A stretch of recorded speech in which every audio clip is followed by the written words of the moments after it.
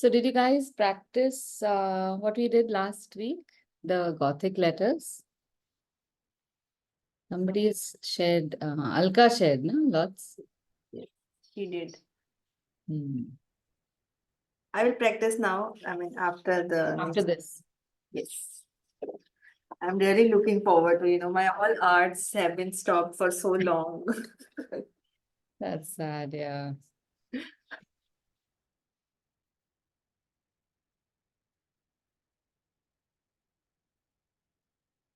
So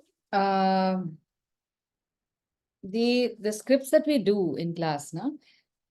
What I'd recommend is don't wait for an occasion to practice those.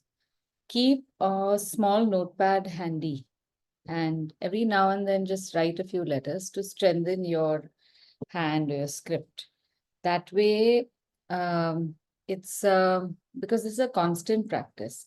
You need to be you need to start becoming easy experimenting with all sorts of shapes to create letters so that um, the application of many of these things is going to be aligned with the art.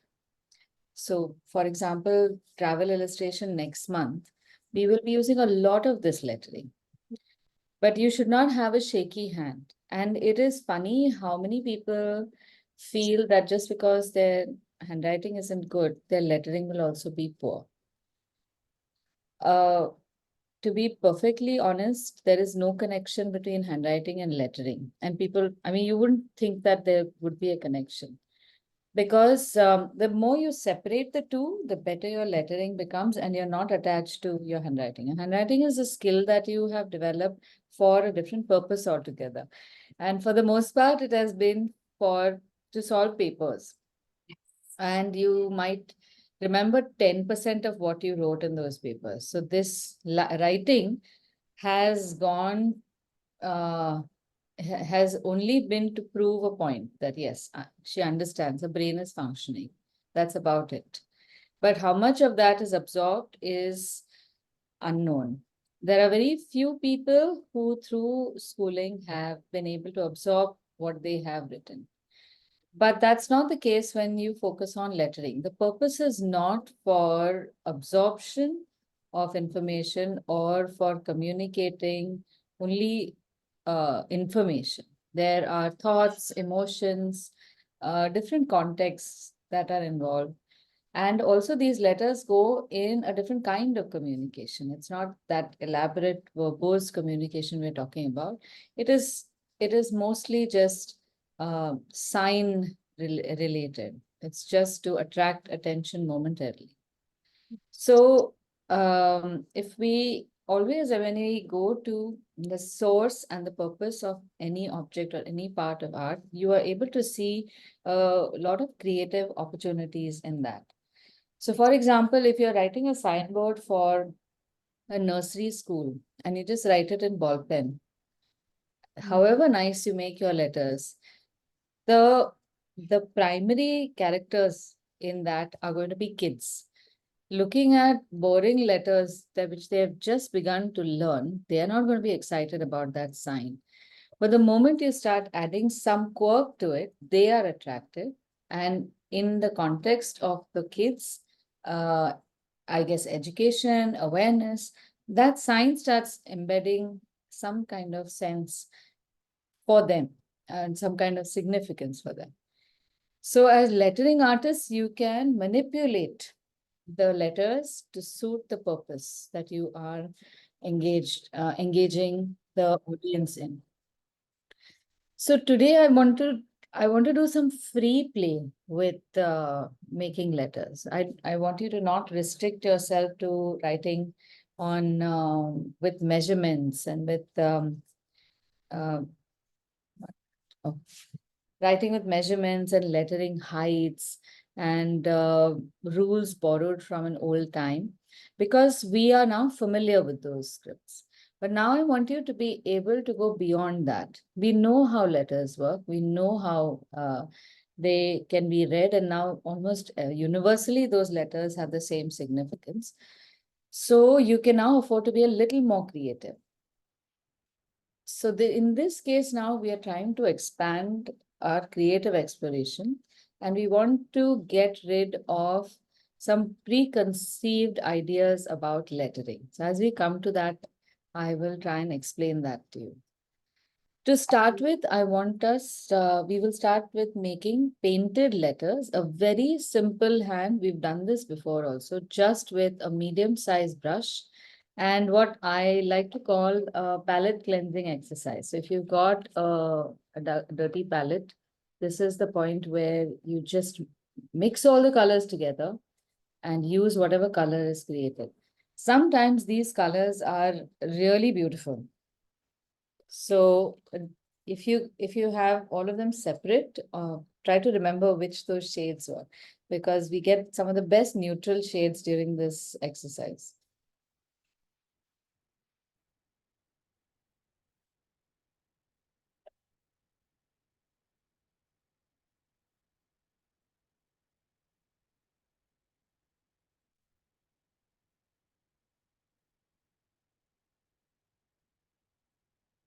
I will be using a number 4 brush.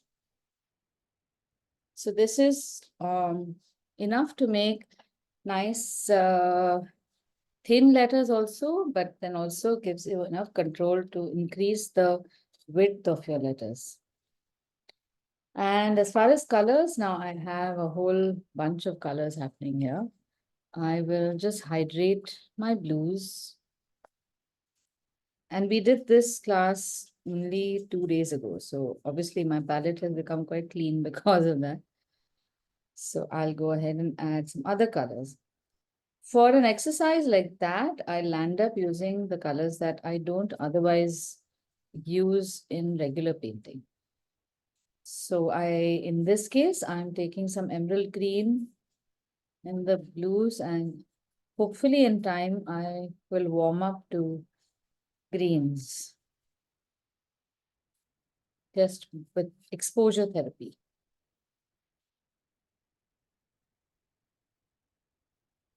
Okay, so keep the consistency of the paint fairly liquid. You don't want it to be, I mean, it's almost like a wash consistency, but with a deeper pigment. So it becomes more like ink.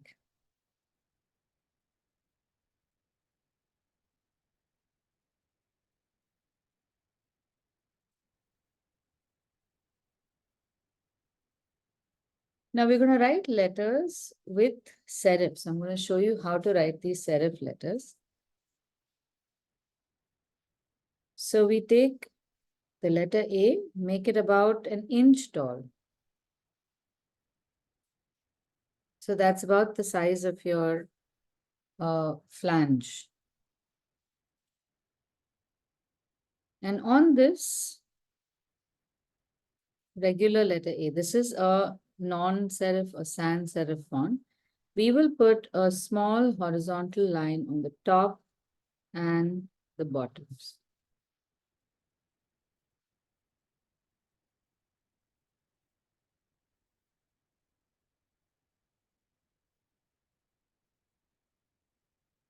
For B again, if we write a normal B,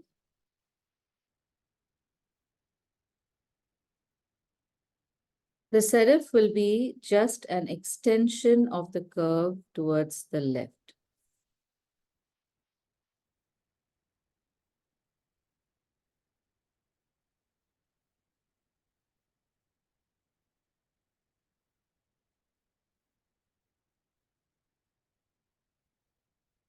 C will have a serif in the on the top, just on the top. And we don't make it at the bottom because you don't want to confuse it with a G. We will make a serif at the bottom for the G. D will be exactly like B. So you can start the line from a little left of the main stem, extend it out into a circle or semicircle.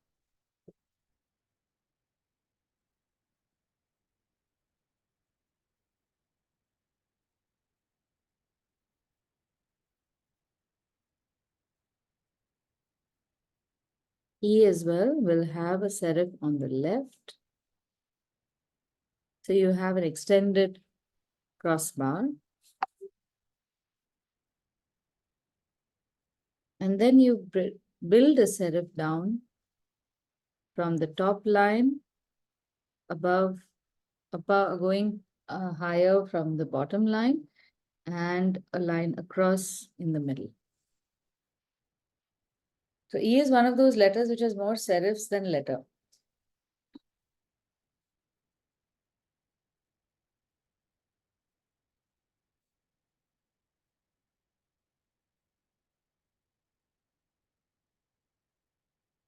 F again, similar.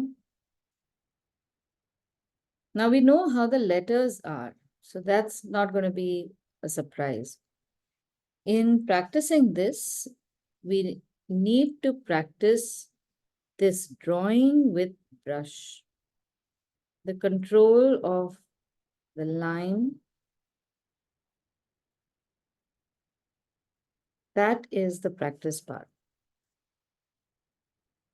Now here I've drawn a G which has got, the curve has come lower to accommodate a more exaggerated serif on top. So you get this negative V space. That can be the same thing with C also. I've shown you a variation.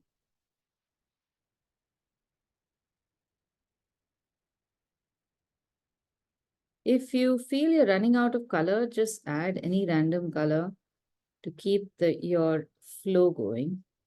And in that, you add it a little before you run out of color completely, so that there's a slow transition of shades.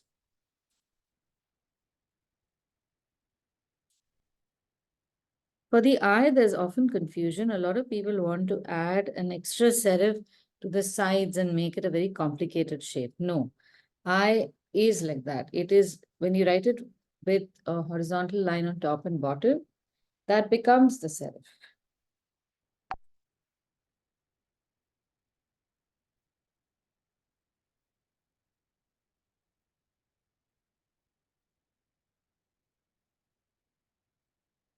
This is our regular J without serif. And we'll add serifs to the top and to the bottom here.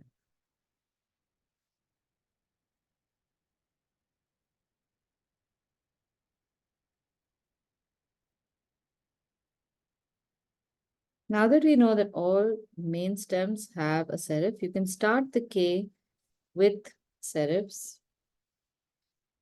Make an elegant shape. Always remember, for K and R, do not join three lines at this junction. Spread them apart.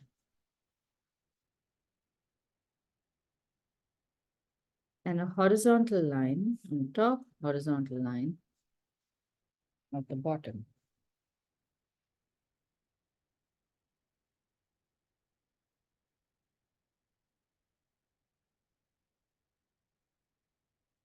L is almost like a horizontal mirror opposite of F without the stem in the middle.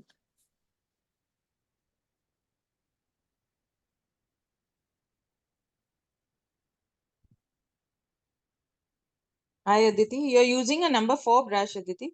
Yes, yes, I am. Okay, thanks. Ritu, I would suggest just start from where we are. Don't bother with the earlier letters. Yeah, Then yeah, later on, you can just watch. yeah, yeah.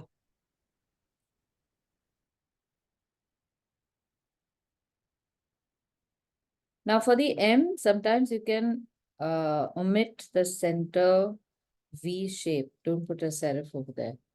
It becomes very clunky.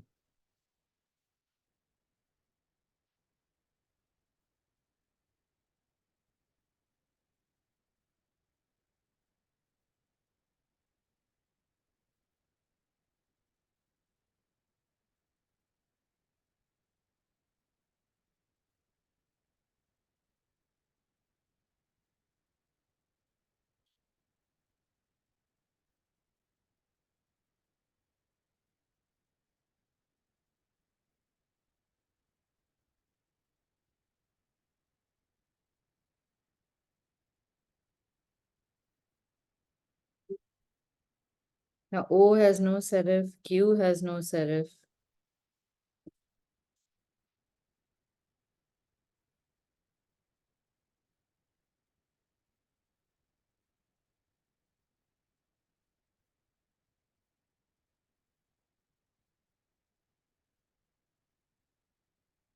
This is not a serif. This happened by accident. So please don't make this tail.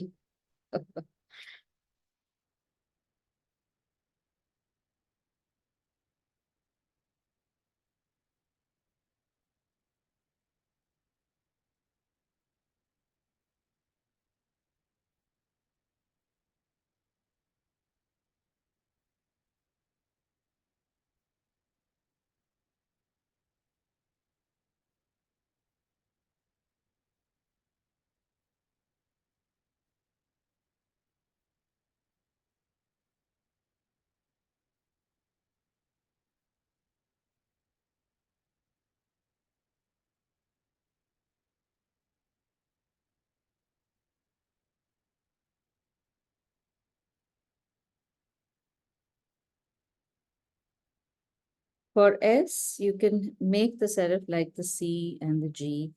So either you can make it flat like that on top and bottom, or for the bottom, you can pull this line up. If you want, you can keep a serif over there. If you want, you can keep it without a serif. This is how it will look. So the serif is it's a byproduct of Roman lettering when it was chiseled onto marble. The tool they use for chiseling has a triangular cross section. So when you made these etched letters, if you kept that letter without serif, you might get like well, you would get a square edge, and those are very vulnerable edges. And they would chip very easily. So some very clever lettering artists, sculptors said if we add a little bit of an extension to the carved line, there's a very gentle slope, and the tension on the edges at completely squared away edges, that reduces. So the letters will remain legible for a longer time. And he was not joking. It was almost as if he could see in the future. Even today, you can see there are pillars called the Trajan pillar. Places in all over Europe where letters carved from almost 200 BC to right 700 AD are still very clear, very beautiful. And they just get better with age because of the science behind sculpting those letters. So I'm going to show you how to create an engraved look. Oh, this letter was going so well before. And in that, I'll be able to explain to you how those Roman letters survive.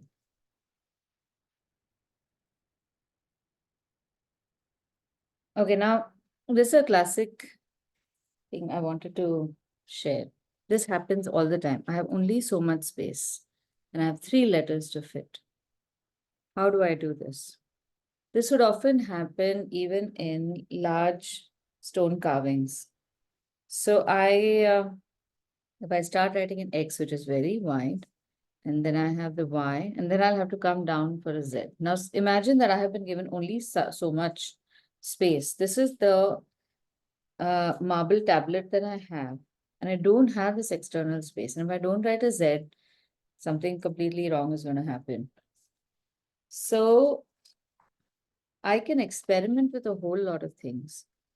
I could make the X like this with a line in the center. So this will show you the X and the Y if the proportions are the same, and then I put a Z. I could otherwise make an X, make a Y, and make a Z. all in proportion, and where all the lines are beautifully matching. So there are multiple things that one can do with lettering. And all these must be explored. So for example, even this might be a Y. Right? So I'm going to do the second one and hopefully I will be able to manage that. So I'm going to write the X and the Z and then see if the Y fits in.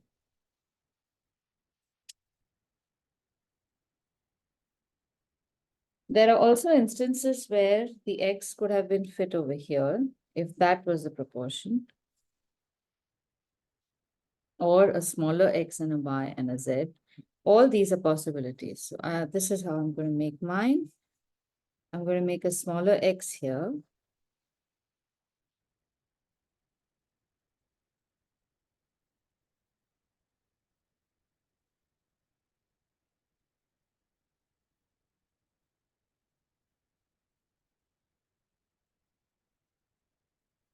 Baselines, if they match, they always look a lot more pleasant.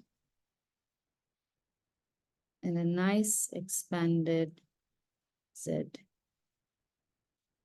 So I have crunched the letters in proportion, but they're all there. So when you're doing lettering, this happens all the time. This is part of the creativity in lettering. So there's a few rules that I will share with you about lettering that will help you decide what to do to make the letters look good.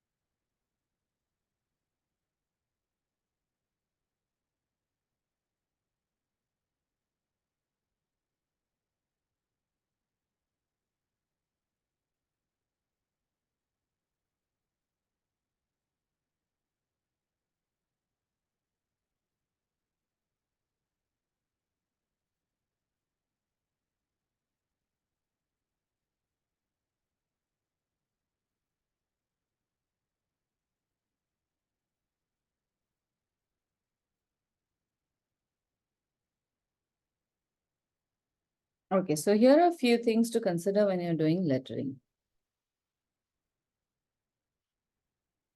I want you to make this infographic like I'm making it because you don't know how many things I'm going to make in it. But on this page, I don't want you to write anything on the sides like that. Don't make notes in your regular handwriting. Whatever you need to write it in very considered hand. It's very easy to do. This page should look good enough to be able to put up as a graphic on its own.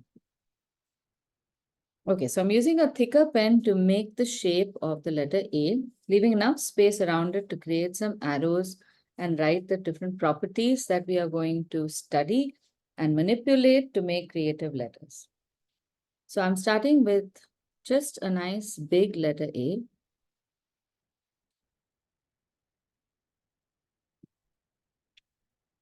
This is with a 8-number pen, so that becomes the more prominent element. Now, here we're going to write the various variables in the letter A or in any letter.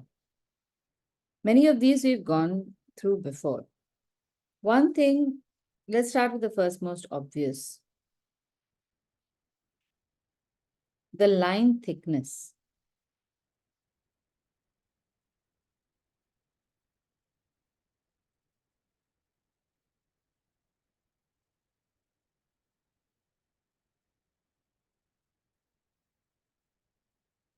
Then you have the width of the letter.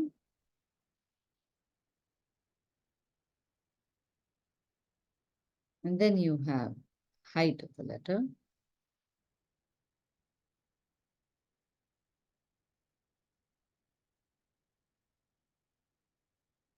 These are fairly simple properties. Now, there are a few things that you can add of your own, and these could be a secondary set of characteristics.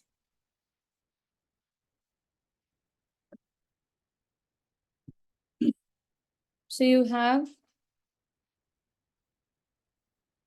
the presence of angles.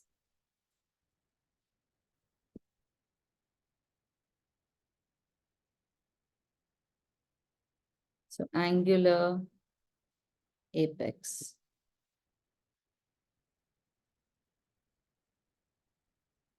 Then you have volume or shape of hollow spaces.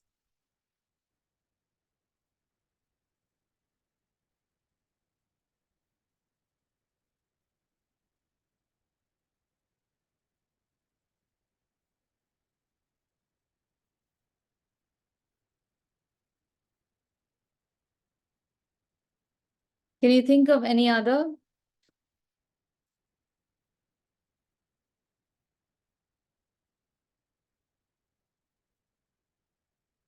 What can you do differently?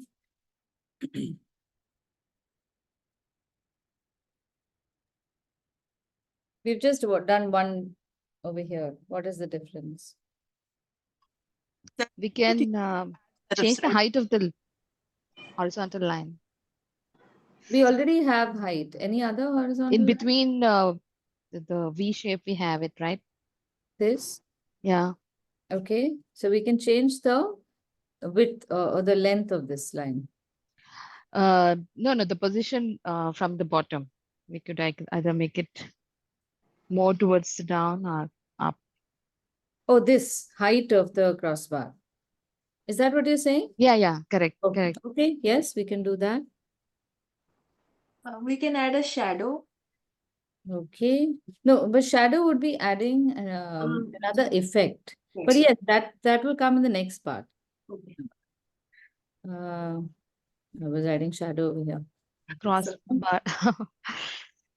1 minute. This is a crossbar. Shift. I'm going to have to change this text. Shift crossbar. It worked out. Not so bad. And the serifs? Exactly. So you have serifs.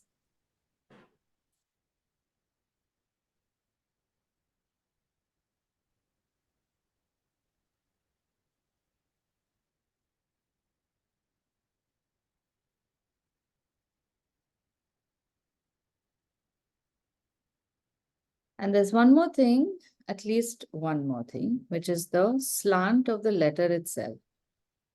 Like you have upright letters, you can also have italicized letters, which are leaning.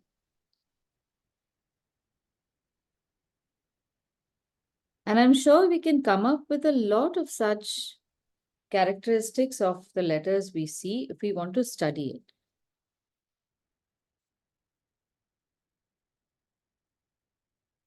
So the whole point I'm trying to make over here is when you look at letters, go beyond just seeing it as an A. There is more to it, and there's more that is not there that can be added to it. That starts making you think in more creative terms. So all these are variables or variable properties of the letter. And each of these can be manipulated so that we can create a whole range of letters. Now here's another example. I want to write variable properties.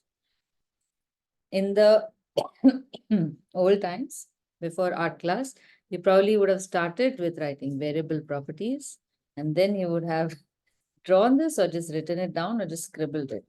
But now we still have time before we decide where we want to write it. So I want you to write the term variable properties somewhere so you don't forget what we have to write, but don't go and write this in a rush. And by the way, I use a lot of old bills and all for things like that. Huh? So keep them handy instead of throwing them away. Just extract as much as you can from that paper before it goes into garbage. Okay, now let's experiment with a few of these factors and make changes to the letters we already have. So let's start with line thickness. If we were to change the line thickness, how would the letter look? Now here you have to rid yourself of your preconceived aesthetic likes, dislikes, and by now you'll know that is very difficult for me to do. So these are the places where I'll use green, where I'll use all sorts of colors and do stuff that I'm not comfortable with because this is like a lab. So let's try writing the first 5 letters in the same serif font, but with a much thicker line. And this thick line will be thick throughout. So this brings us to the next question, that if I make a thick line on the letter, will the serif also be just as thick? How would that look? So you have a thin serif or you have a thick serif, the same thickness as the line. And you should not throw this out unless you have experimented it, drawn the whole alphabet, and let it remain in your sketchbook. For those of you who like very delicate design, this is grating. You just look at all this fatness and you feel, no, I don't want these in my letters. But you have to just keep at it and make all the letters because we need to know.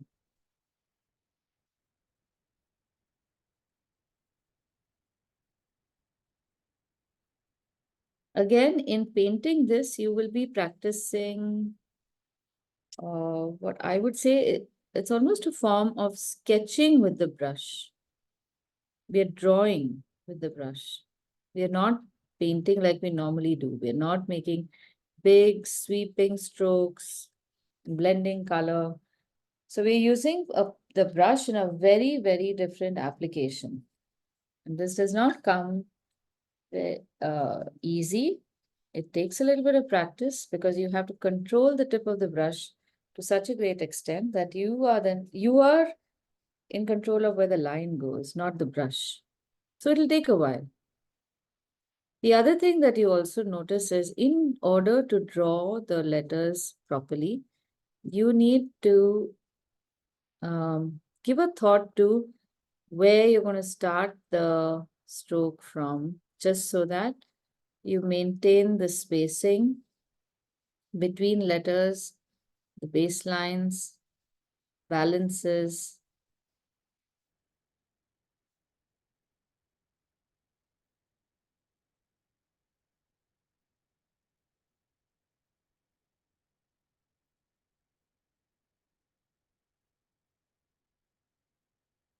It can very well happen that by the time you finish the letters, you become so familiar with the form that you don't mind the form. It's like a family member to you then suddenly. That's why you go through the whole process. You get to know them before you reject them. Then you'll start seeing an advantage in it as well.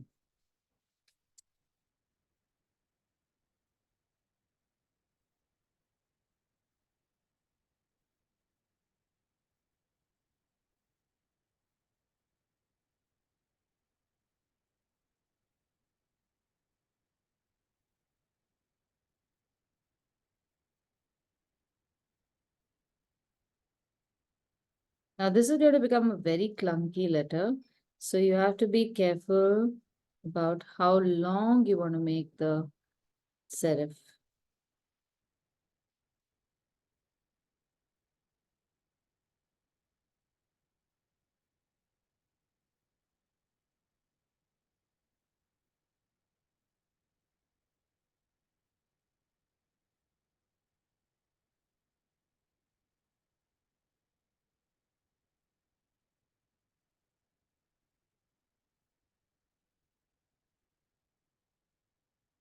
The variable explored here was line thickness.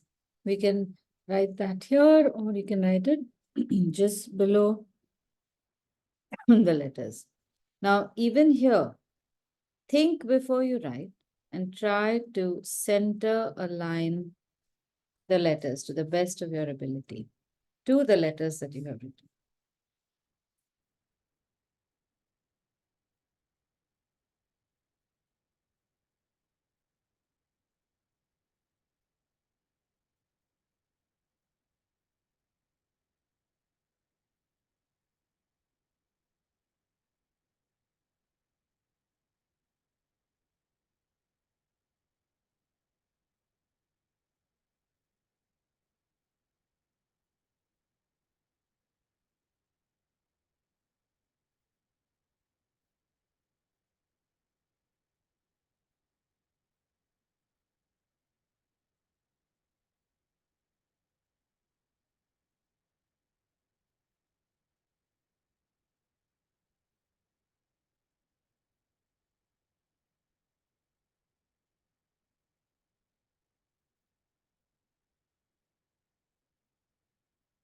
Now, the next one, we could probably try the shifting of the crossbar, because we do have some letters which have crossbars here. F, G, H, I, J, and K. Not the I, J, but the F, G, H, and K all have a significant member in the middle of the letter, which can be shifted higher or lower. So now we move away from the thick line, go back to the original line thickness, which was the number 4 brush line. But this time when we make the letters, we will shift the crossbar. So the crossbar of the F, this serif of the G, H, and the connector or the joint, the intersection of the arm and the foot of leg of the K.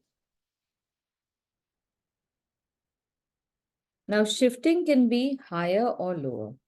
So how about let's take it all lower first. I'm making slightly smaller letters. So if we want to fit in the opposite, that also we can fit in. So what did I say? First would be lower. You have F, and then you have a serif, sorry, the crossbar shifted all the way to the bottom here.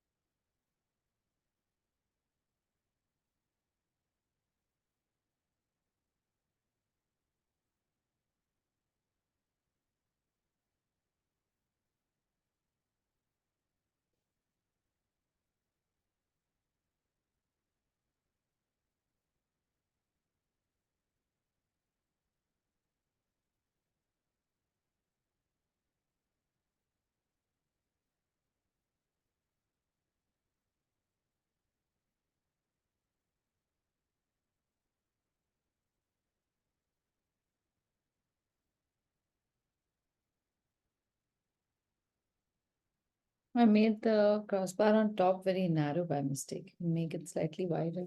J is looking very imbalanced.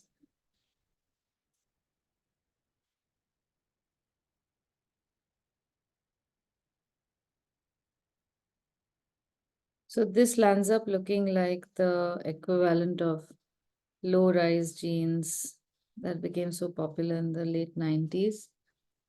Everybody is wearing pants that are very low. And then you can try the same thing with the high-rise jeans. Change the colors so that it becomes very evident.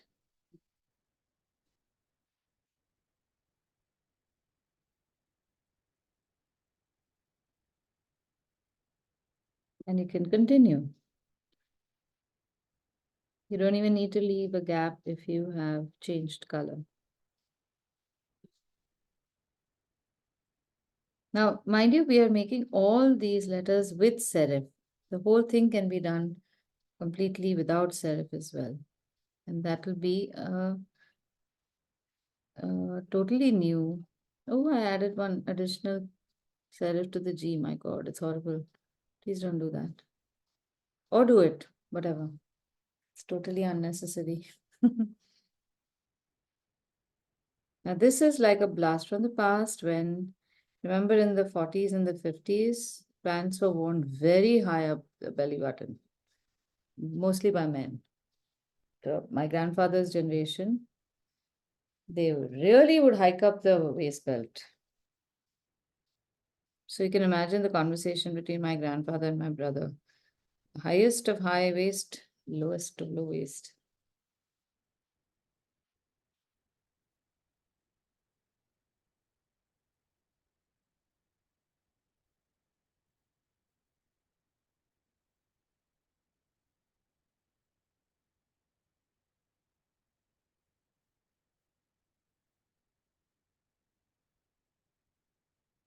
Now here I've inadvertently made the letters narrow. I had not intended to do that, but they've just become that. So in a way, I have gone ahead and reduced the width of the letters. So there's two things that I have experimented here with, the width as well as the height of the crossbar.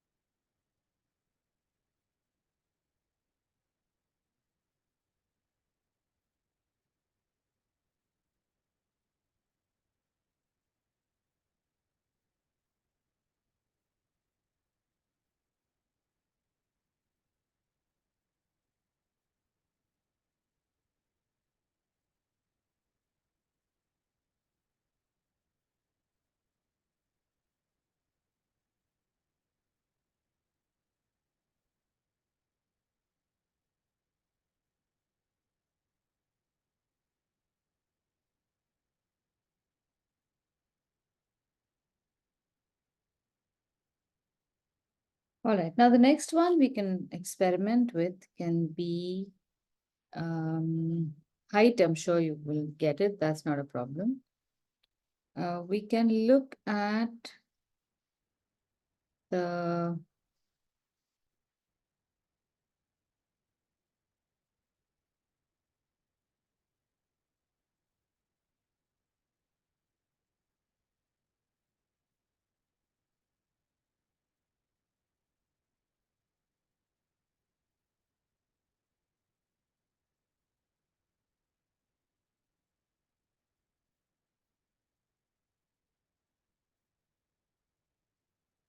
we can look at the slant of the letter, convert the next letters into italic letter form.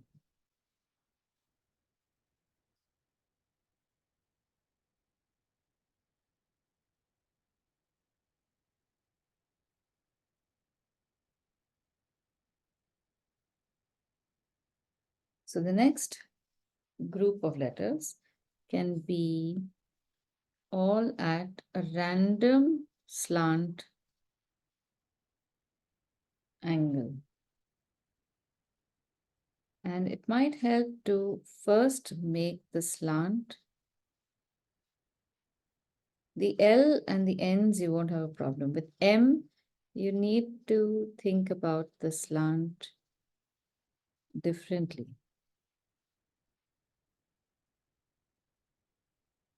So you just make the M slant a little more than the L. Bring this line down straight, the second line down straight, a little less than the slant of the M. make the third line parallel to the first line. And the fourth line parallel to the second line. You should have a passable M.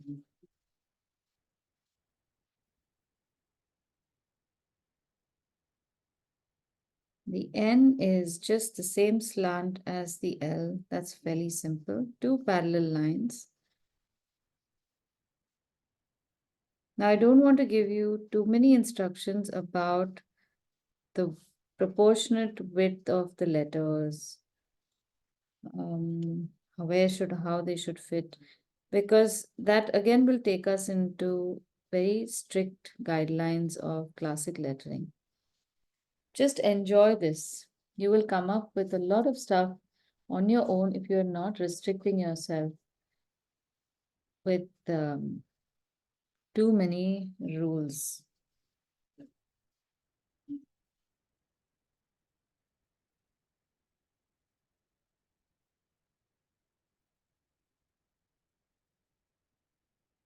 And P.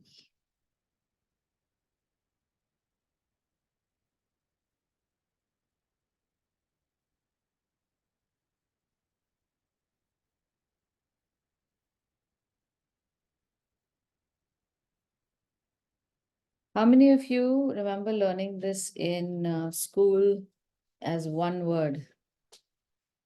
L-O-M-N-O-P. I remember for years till my 20s, I thought there was some kind of a loop in that nursery rhyme. I learned it as L-O-M-N-O-P, like E-L-O, it's like one word, L-O-M-N-O-P.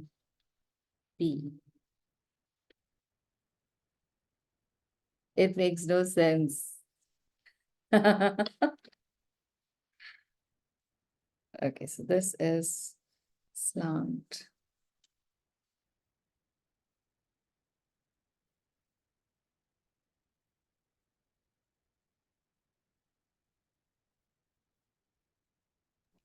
The slant is always to the right. No, you can slant it to the left also. That's not a problem. Okay. Often, because of some kind of preconceived ideas, left is always considered the Not good. undesirable side. Yes. So, leaning on the left, often even in handwriting or experts of handwriting, will say that this shows a tendency towards the negative characteristics. And I tend to not believe that. It is just unfortunate. It's very easy to write left leaning letters, but I think they get a bad rap simply because um, at the time that lettering became very prevalent, which was during the Dark Ages, there was such a strong religious influence on letters. So anyone writing with the left hand, writing towards the left, all of that was discouraged. Yeah. And from a religious standpoint, there was such insistence on being a black and white, right or wrong world that nowhere was there any allowance for somebody who could be a genius, would be left-handed like Da Vinci was, and still be a good person. Yeah. No, if you're writing with your left hand, you are possessed. We will drive the devil out of you. So those were the common beliefs. To my mind, the only reason that I would want to drive the devil out of the left-handed person is trying to write with ink. Trying to teach somebody how to write with a pen that uses ink while they are left-handed is a nightmare. It's like hell for the teacher. So from the teacher's perspective, I would say just change your hand. It makes my life better. But there's no reason for people to not write with their left hand if they can manage it, or left-leaning letters as far as aesthetics are concerned. But also the font, I mean, the way the language developed that way, right? So it is always left to right. Only Not Hebrew. really. No, Hebrew. so here's a very interesting story about how language writing developed. So when we speak in language, when we speak, we don't speak left to right. We just speak. When it started becoming documented, they would first just note down shapes, and there wasn't any standard practice of whether you wrote left to right or right to left. In fact, there was a time when, in order to conserve writing material, they would write in Bostrophidan style, which is like as the ox drives. So you go in one direction, flip the letters, and come back in another direction, flip the letters, and keep going back and forth. And at some point, somewhere, someone decided that we are going to start writing letters from left, and the other said we are going to start writing from the right. Depending upon who those people were, they had already adapted to a script, and everybody started writing in that direction. That is how scripts became left driven or right driven. So it was more for convenience that they did one or the other. It wasn't as if one direction gave them better, it was better in any way other than practical purposes. So the one of the reasons also was that binding was done in a certain way. So it was easier to read. Sometimes there wasn't even any binding. So there were lots of factors that came into play when the powers that were at that time decided that one way was better than the other. Turning letters around also caused a lot of confusion. So you don't want to, like there are letters in the Cyrillic alphabet that are like mirror opposites of the Latin alphabet. So what do you do there? Then which language are you using? And that would change the meaning of words. So you don't want to get into that whole goats versus goats nonsense. Let's be clear, because people were getting into fights and whatnot. So keeping things simple, that's how it began. I'm wondering whether this right and left business, writing with the right only affected, like you're saying about like so many, there are scripts that write even now left, right to left, right? They write right to left. Yeah. And how horrible must it be for a right-handed person to write that? I mean, Correct. I read about the left-handed person writing from left to right. So it's the same challenge, right? For them also to write from left. I mean, you're insisting on the right hand, but your script requires you to write from the right side. I'm sure it must seem very unnatural for right-handed people. But I don't know, it's just a matter of practice. Like in the beginning, it's when you don't think of it as writing and only think of it as making shapes, and you learn to make shapes from one direction to the other, it shouldn't matter. It might be marginally easier for people whose flow of line is in that direction. For the others, they'll learn. Like Urdu, I think it goes in the opposite direction of what we write. So I think probably earlier people, they would already be so trained with their hands, because they used to write and read Urdu. Yes, a lot of them. And then there's the Eastern scripts that go top to bottom. So there's everyone said, okay, I will do something different. Okay, so I think you're now familiar with these aspects, and you can experiment with a lot of the other letters also. There's one that I particularly like, which I wanted to speak about, which is the shape and volume of the hollows in the letters. There are many letters which have hollows. You have A, B, D, O, P, Q, R. And then there are other letters where you can imply hollows, like you have M, N, W, V. So if you write a shape that is like a triangle and fill it up, it can represent V. Two such triangles become W. Two triangles placed one on top of the other can become X. So I'm going to make a few of these shapes because I want to talk about what I started off with earlier, the preconceived idea of what is right as a letter and what is not. So say, for example, we take a triangle that is upright. And I tell you that this is the letter A. And I take two triangles and I tell you this is the letter M. So I keep them in a certain proportion so that they evoke the proportionality of letters. Of course, we have O,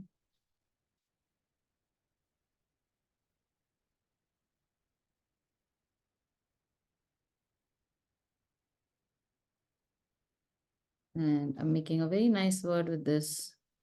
So I'm going to write R.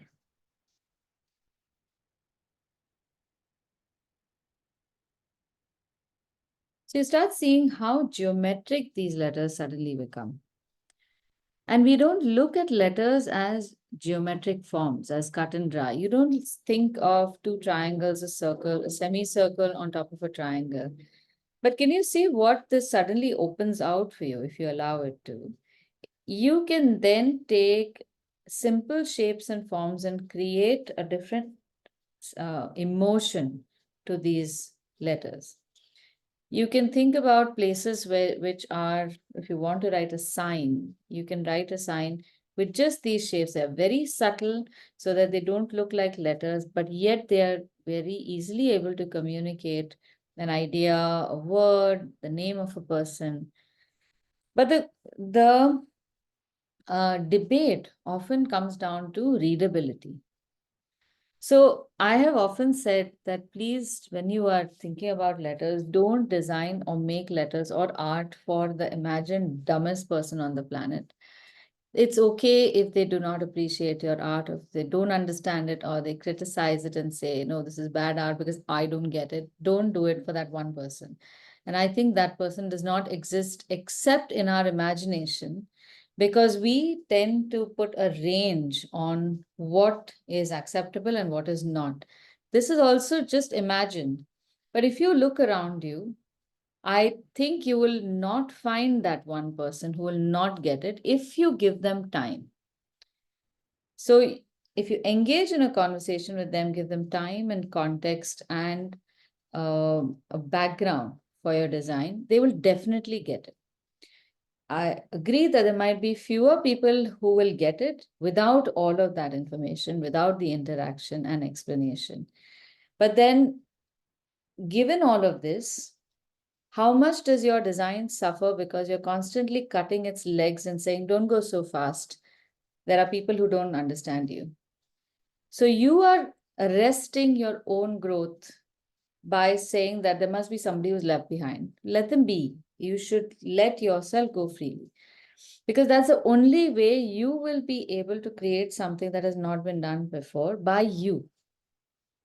Get into the space that is uncomfortable. The very fact that you are comfortable with a few things means that you have explored everything that you wanted to. Nothing is new, nothing shakes you, nothing takes you to the precipice, and therefore nothing even exhilarates you. So we want to push to a place that is uncomfortable. Now with letters, it's very easy. You don't scrape a knee, you're not falling off a precipice. The only thing that you're doing is experimenting with this idea. Is it legible? Is it not legible? To me, that's all. You are the only person to whom it must matter. That is what creative lettering is all about. Now, from there, when you are bringing it down to an application, say, for example, you want to write the name of your home outside your house. There, you need to think about the postman. Will he read the name?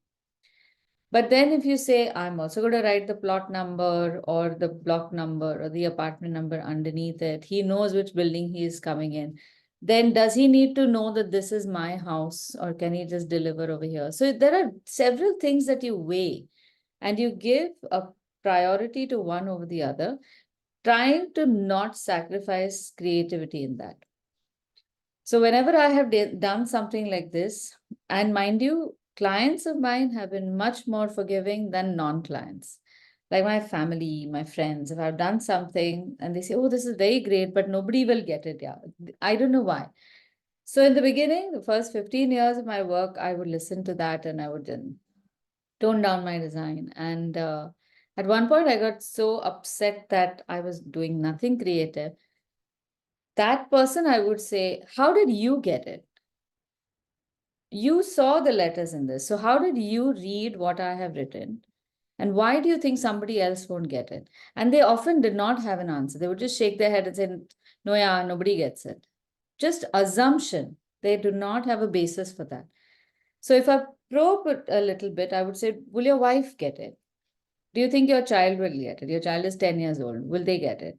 And then he would probably say, no, he or she won't get it. And I would say, okay, why? Tell me why. then they would probably say because they're just learning to read or write, or they know only alphabets a certain way. Then I would say, if you explain it to them, would they get it? He said, yeah, then she'll get it. But then don't you see that he is opening her up to being able to see letters in many other places? Instead of saying no, cater to the person who does not understand yet, so that they forever will remain in a place where mediocrity is served to them because of their perceived handicap. So don't be that person. Just push, push, push for your sake. You are your best client, you're your best critic. Wait, somebody raised a hand. Do you have something to say? Somebody? Okay. All right. So let's move on. Yeah, go on, Zai. I wanted to share a link on the group. So there is an Art Deco Mumbai group in Mumbai Okay. where they arrange walks where you can see Art Deco buildings from when they were built, and they also cover typography in that. So there is some person called Tanya who conducts these walks for specifically for typography. Oh, wow.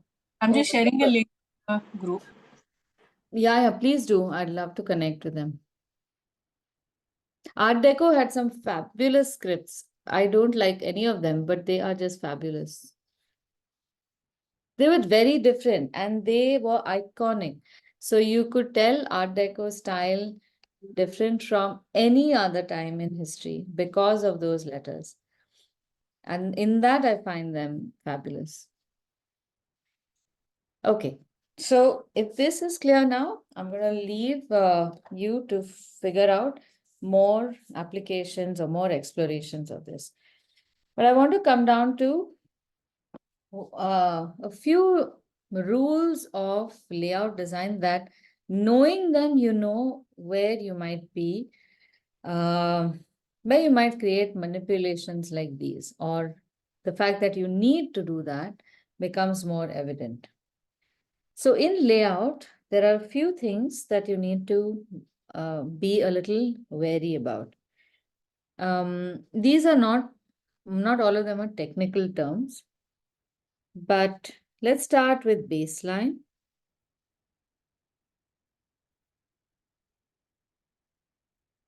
Alignment.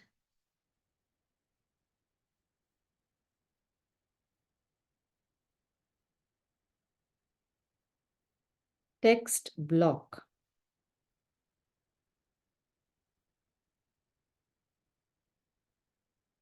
So these are three different things. Baseline, you're all familiar with. That is the line, imaginary or invisible line on which letters will sit.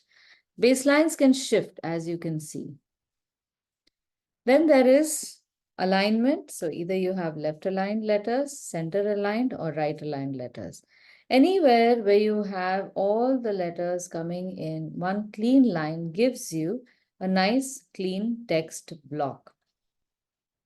So in regular text, if you have left alignment, you'll see that the right side goes into a weird shape. And we're used to that. In order to balance that out, we make a center aligned text so that that shape appears on both sides. So this shape can also play an important part in your design, your overall design. So I enjoy that now I have a very nice triangular shape for this part of my paper. If you squint your eyes, all of this text will become one big occupied block on paper. But this beautiful negative space will make the page look good. If I were to scribble something over here now, instantly, the composition will change. So that's why I constantly keep telling you, don't scribble in random places. This is a horrible habit that we have from school, but because we really didn't know how to respect the whole look of the book. Not your fault. Let's blame the schools and teachers for that. So knowing that everything that you put on the paper is something that your eye will see, and your eye is going to respond to that aesthetically as well, unless you could completely neutralize it and the whole eye-brain aesthetic relationship is dead, you will see it and you will find some things that are pleasing. So in that, the existence of negative space in a particular order also is a factor. If I don't want so much negative space, I could easily just make a dot over here, just a simple dot, and my text block becomes complete. So these are things that we do or learn in graphic design under layout. So with layouts, you are able to then see that if I were to write the letter Z, I would go past an imaginary line on the right, which is now creating what's called a gutter space. I have split my page in two with this blank space in between. And I don't have to draw a line for that. I just have to be careful that I don't pass a particular point and keep everything towards the left. So this is gutter space.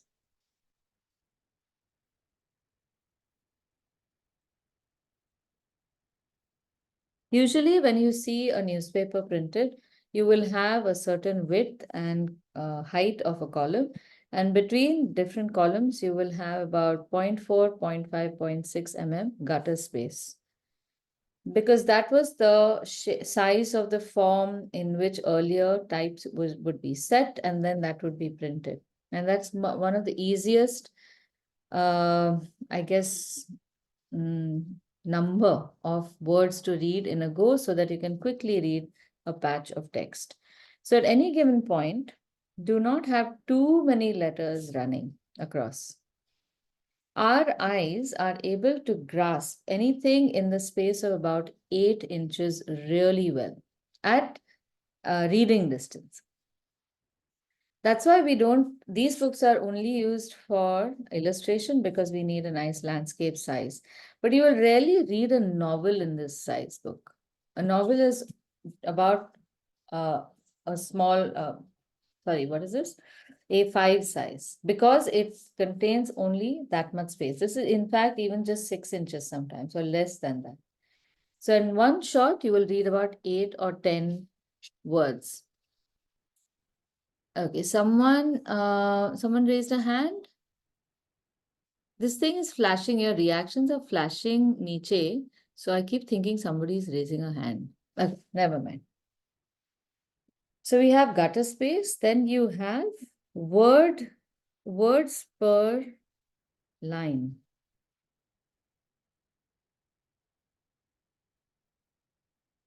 And keep them to about 8 words per line and keep your line about 8 inches or less.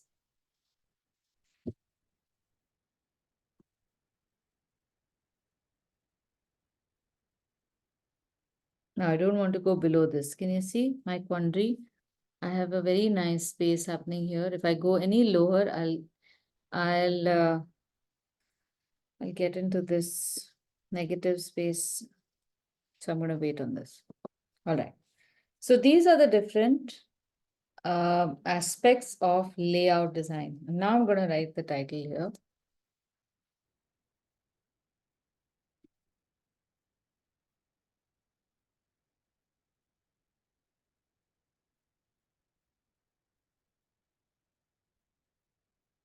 And with every letter, I will check if I am able to fit that in the space till here. So whenever you are writing letters, don't just write blindly. Keep checking. Is it going to fit? If it's not going to fit, I need to make some adjustments.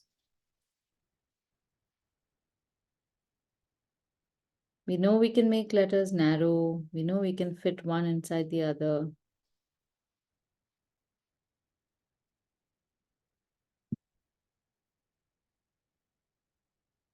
So though my T has gone higher up, it's still occupying a very sweet space over here, which if I had kept like this, would have been an unnecessary negative space on the left of V.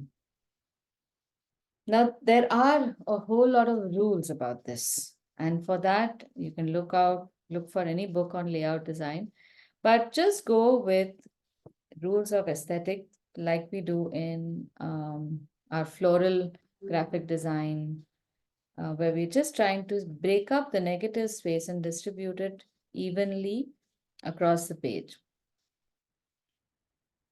So I'm leaving some space over here. So in case there are more aspects, I can come to this, or maybe I'll draw some illustrations and then this space will fill up, or it can just remain. All right, now the last part, quickly, I'm going to show you some effects. This is where we are going to do things like shadows and whatever. So let's start with writing the letter A.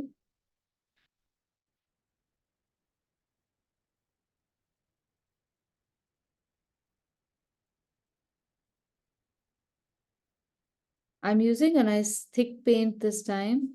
And I'm using it directly from the cake also. And here I'm going to make a thin serif, not the fat serif. This is my normal natural preference. So I will draw a thin serif here. Let's also make the letter B while the A is drying.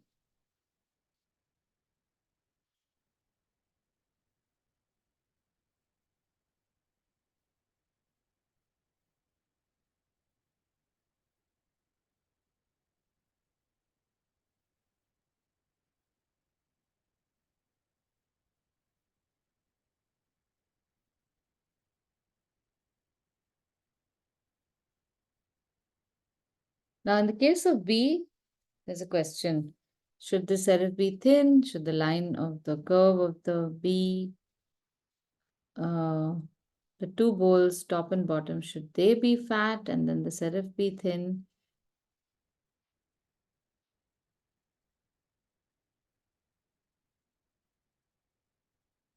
I'm going to just leave it like that.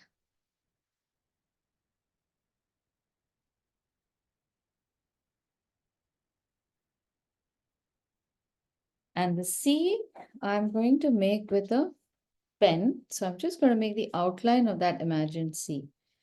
We had the shape, the semicircle, and the serif. So I'll first make the semicircle a single line. Then I'll make a double line.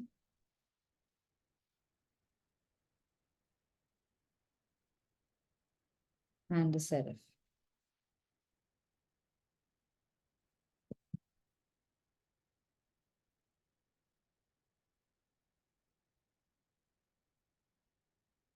So this is, I guess, a point where I can explain to you how the etching worked. I'm at the moment forgetting the name of that damn tool. It's not an awl, it's a burn or burl, B-U-R-L. I think it's called a B-U-R-L, but I may be wrong. So if I were to chisel the letter B into a piece of marble, say, look at how many corners I get.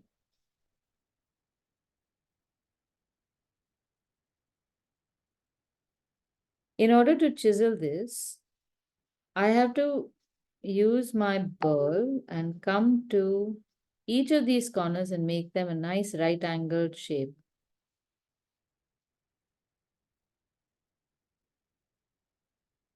So I have a corner here and here. 1, 2, 3, 4, 5, 6 sharp right angle corners.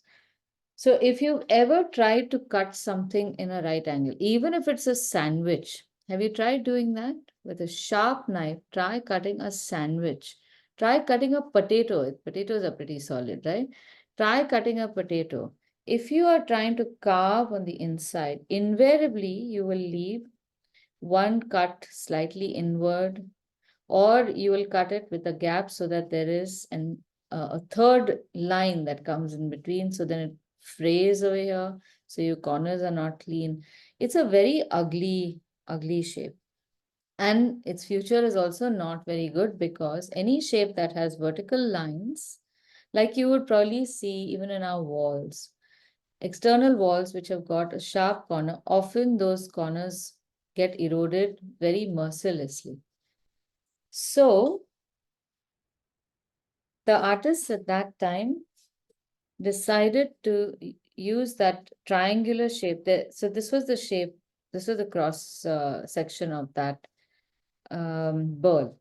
They would chisel like that. So you have the sharp end on the bottom, and then you chisel it, chisel it, chisel it, and then you take that to the side and make a serif. So it's the same thing. I would have a line like this, like we made over here. But instead of then making a square, they started making a triangle serif. And that gave such a sweet edge to our letter. It was so much more elegant. Now the other fallout, I'm going to show you in the letter D. So here we have, I want you to just see this before you draw it. Don't draw it. I have the D like this. I'm first going to make the internal shape. External shape. You can make it a little wider than this also. And then I'm going to add this triangular serif. I have made it a pure triangle. I've not even curved it or anything. Now imagine that this groove was cut with a shape that gave it depth inside. There's a central depth because of that triangular all, or not all, ball. Same thing over here. I'm chiseling, chiseling, chiseling, chiseling away, and I get a triangular cross-sectional channel. And then I extend it over here. Now with this, also there will be a groove or an edge over here. With this, I have created a hollow inside. And this hollow, you will not believe it, over the years have weathered in such a way that each of these shapes becomes deeper and deeper and deeper. Like grooves in where you have eddies, where water falls. So wherever that water falls, that channel starts becoming deeper and deeper because how elements are eroded by natural forces. So these letters have become sharper over 2000 years rather than becoming blunt.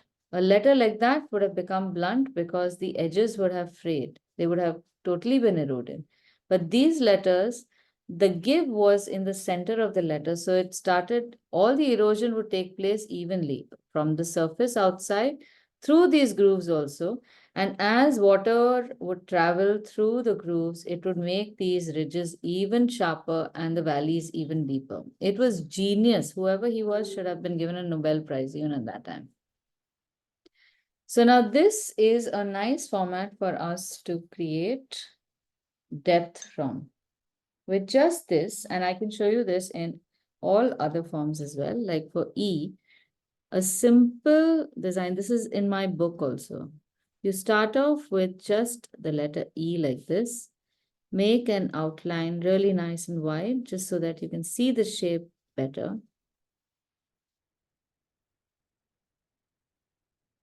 And from all the apexes, you draw a line to the corners. So this is one apex, line to the corner,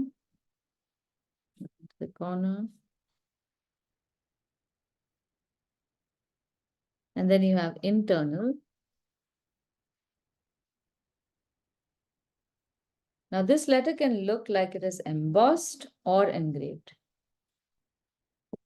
And the best bit is, now choose any 4 colors and look for a shape that points in the 4 directions and paint that in that color. So everything that is towards the top side of that form with horizontal shapes, I can paint yellow. In this case, again, this shape pointing towards the top, this pointing towards the top. Similarly, a separate color for each of the shapes pointing towards the left, pointing towards the right, will give us a beautiful, almost prism-like feel of the letter. As easy as that.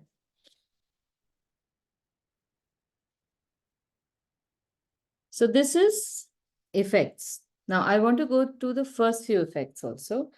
For the first letter A, let's take a cerulean blue and draw a line with your paintbrush. You can also make it in pen if you want. A line a little distance away from the letter but parallel to it along the left and bottom or any two sides. Left and bottom, left and top. And make it go around the letter. Make it seem as if this is the shadow of the letter you're drawing.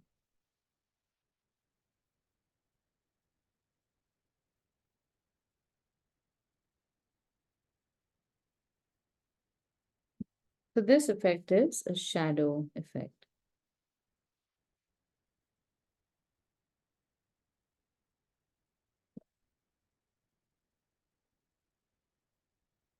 Now, for the sake of the beauty of this letter, unfortunately, I'm going to have to thicken that serif. I sat with it for a little while, but I'm not happy. So I'm changing it.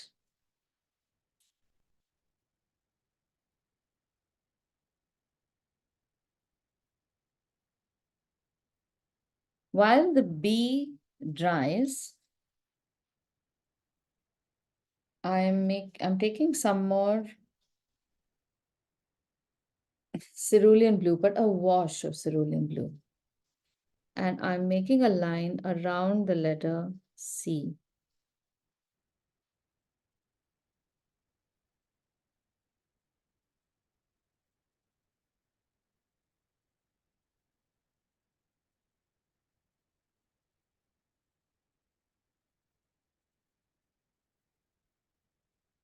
So I'm making it fairly light, and this will make my C look a little fuzzy, like a shadow, like fog.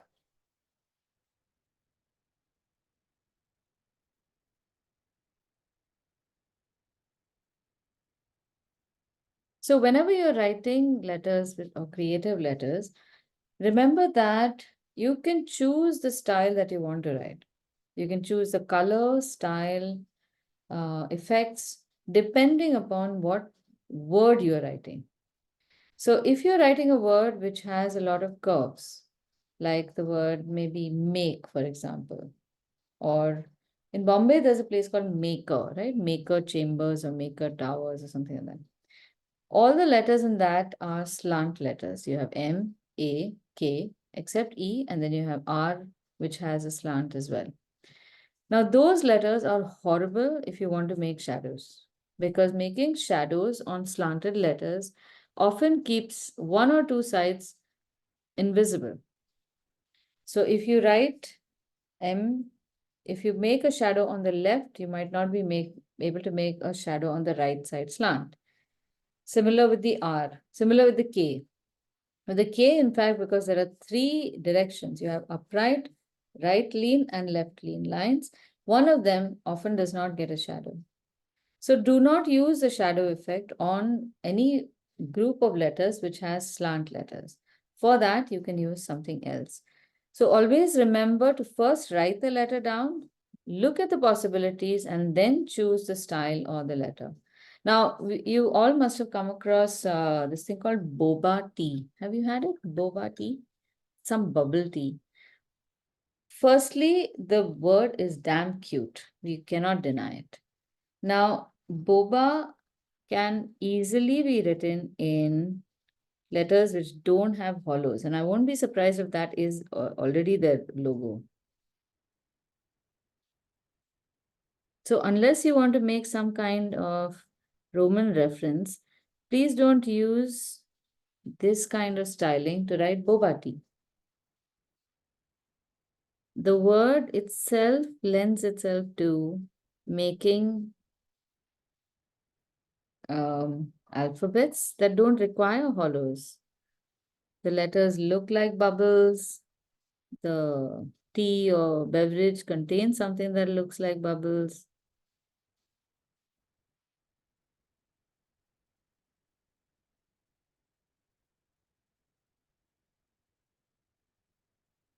And here I can make a slightly rounded A instead of making it triangular, and it would still look like an A. Or an inverted U might still look like an A. See?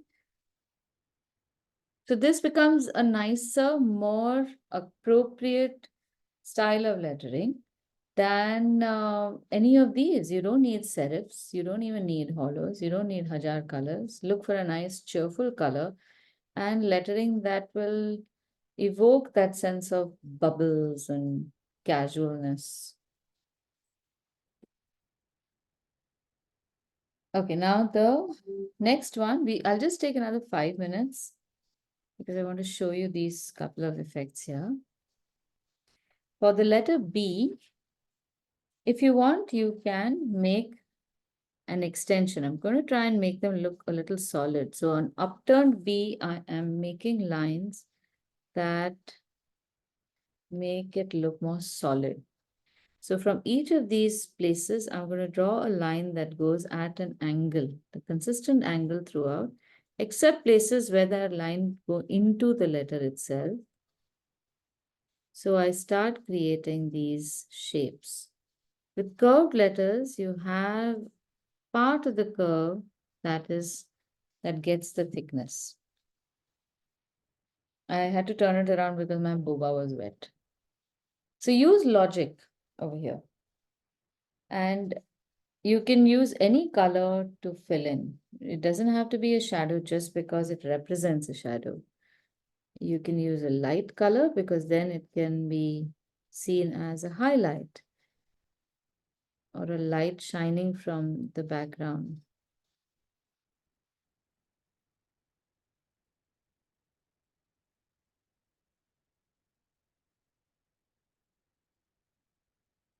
And instantly your letters will be more dramatic. To this also you can add a shadow.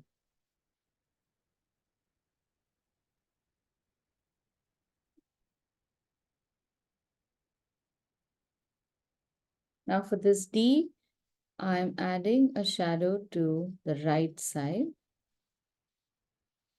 And when it comes to curves, it becomes very complex. You can't obviously make the whole curve. So you can make a slight V shape along the edge, just half of a V shape, and finish it here. So imagine if there was a particular colored light coming from one direction, where would it bounce off?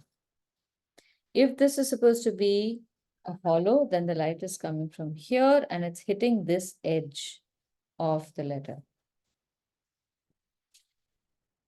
Now we can do the same thing on the other side, change the color just a little bit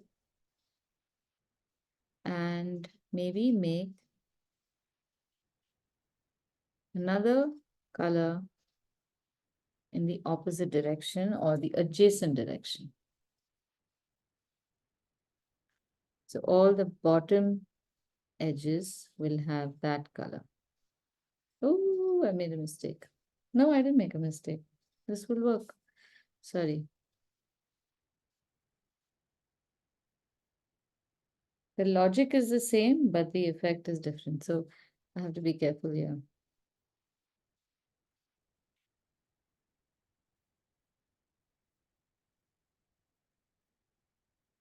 The bottom edge, bottom edge. And suppose I want to put a nice bright orange to the left. So everywhere where the line changes, you can add a slant over there, which also applies to the serif.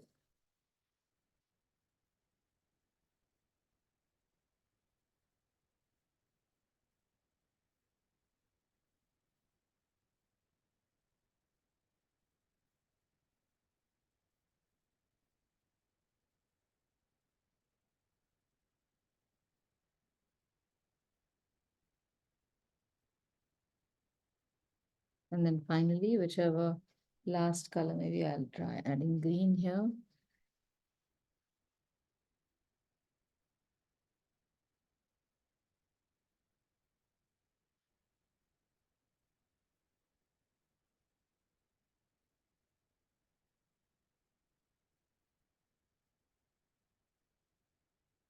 Okay, so do you get the logic of this? It can seem a little complicated, but it's not really.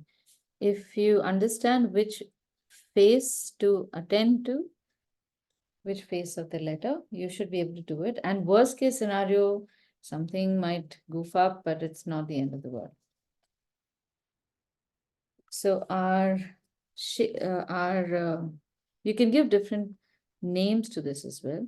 This I would call an edge design because we are creating edges or thicknesses, but you can call it whatever. This would be a blur. This would be embossed, and this would be, no, this could be an edging. This is embossing. So an etching goes in, embossing comes up. To make the letter C look even more blurred, you can make a slightly thinner line, again of a light blue color, closer to the edge of the outer edge of the letter, and this will make it look even more blurred. It's a beautiful effect. It's so simple and very subtle. I absolutely love it. So the number of different shades you make, that much more blurred your letter will look.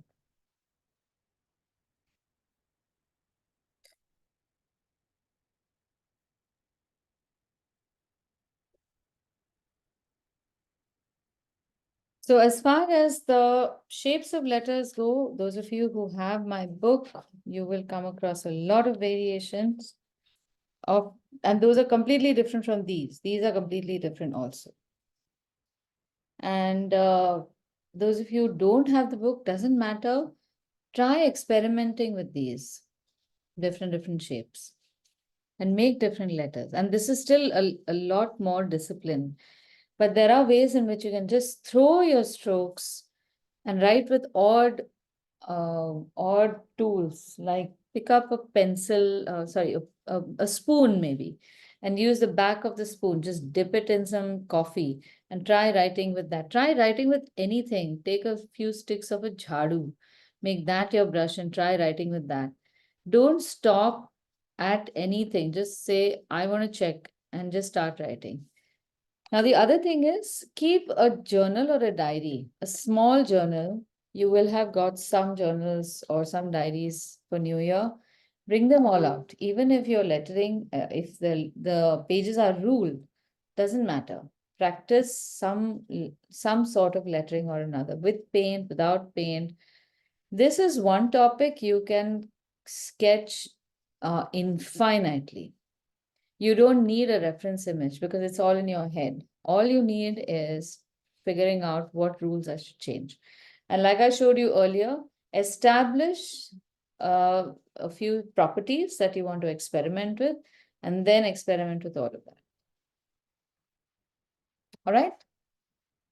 Any questions? This was very amazing. I mean, the way we went with, determining the elements and then figuring it out how that element worked. I really loved it. It's very scientific. Yeah. You can do a lot with science. Okay, so next week we begin with travel.